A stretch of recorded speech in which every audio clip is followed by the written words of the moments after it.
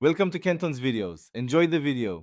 You start by confirming power and connectivity, then enable location services so Maps knows where you are. Once done, swipe or tap to open Google Maps from the home screen.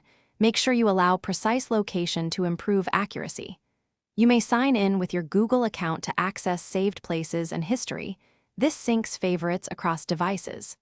Now type a destination in the search bar. Choose the best match from results and tap directions to proceed to the routing step. You select the mode of travel at the top, driving, walking, transit, or cycling, and compare ETA and distance to pick the fastest or preferred route. Once chosen, tap Start for turn-by-turn navigation. Enable voice directions and lane guidance so you don't miss exits. If you need detours, add stops or select an alternate route from the suggestions. This recalculates immediately. If you're using CarPlay or Bluetooth, make sure audio routing is set to play navigation prompts through your car speakers.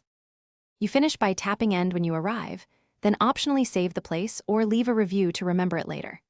If Maps shows the wrong position or lags, try toggling location services off and on or clear app cache in settings. This often fixes stale data. Make sure both Google Maps and iOS are up to date, and if problems persist, restart your iPhone 14 Pro Max. A quick reboot usually resolves stubborn GPS or performance issues.